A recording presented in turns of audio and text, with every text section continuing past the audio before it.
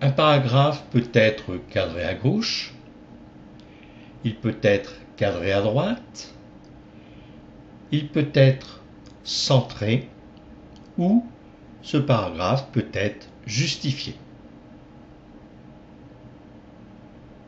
Voici un texte qui est cadré à gauche. Donc toutes les lignes sont alignées sur la partie gauche de la page.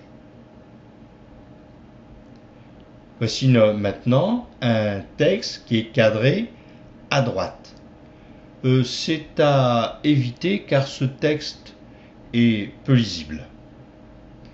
Le texte centré, maintenant, il est à réserver pour les titres ou pour les poèmes. Et le texte justifié, les lignes sont alignées aussi bien à gauche qu'à droite, avec ajout éventuellement d'espace pour aligner les mots. Maintenant, pour aller à la ligne sans changer de paragraphe, vous appuyez sur la touche majuscule et vous faites Entrée. Et pour afficher sur les marques de paragraphe dans Word, vous cliquez sur le petit icône Afficher masqué. Voici maintenant notre texte. Donc notre paragraphe Austerlitz, nous le centrons. Notre deuxième paragraphe maintenant, nous le centrons aussi. Cadrage à droite, justification, et on retourne au cadrage à gauche. Maintenant ici, je vais changer la police de mon texte Austerlitz.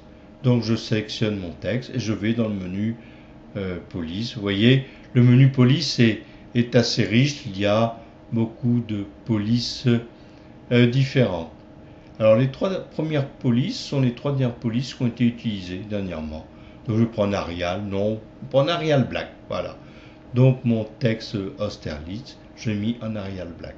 Et maintenant je peux aller dans le menu couleur pour colorier le texte.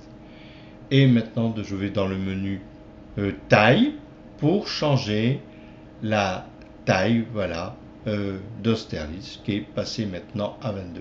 Alors il est possible aussi de changer la taille que d'un caractère. Donc là je vais prendre le A que j'ai sélectionné et je vais appliquer une taille de police 44.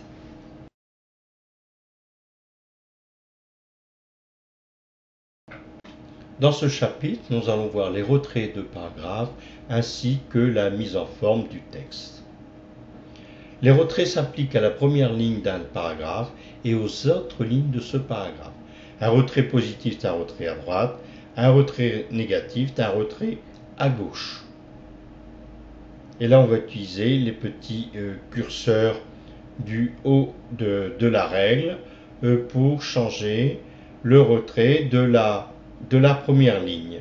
Et on utilisera le petit rectangle du bas, donc avec la pointe qui va vers le haut, pour changer le cadrage des autres lignes. Il est aussi possible de changer le retrait à droite, donc du paragraphe. Voilà, nous allons procéder à l'exemple. Voilà, je déplace mon curseur du haut, donc il s'applique à mon premier paragraphe. Je déplace maintenant le curseur des autres. Alors, que se passe-t-il ici? Vous voyez que les deux curseurs sont solidaires et se déplacent en même temps. Alors, si on veut désolidariser ces deux curseurs, il suffit d'appuyer sur la touche majuscule ou Shift sur certains claviers. Et vous voyez maintenant, vous pouvez déplacer le curseur et chaque curseur est indépendant. Donc là, je vais changer mon cadrage à droite, donc de mon tout premier paragraphe. Maintenant, je vais sélectionner mon texte Austerlitz et là, je le mets en italique. De la même façon, je pourrais le mettre en gras et souligner. Donc maintenant, je vais procéder au cadrage de mon deuxième paragraphe. Donc je vais bouger donc les petits curseurs qui sont sur la règle.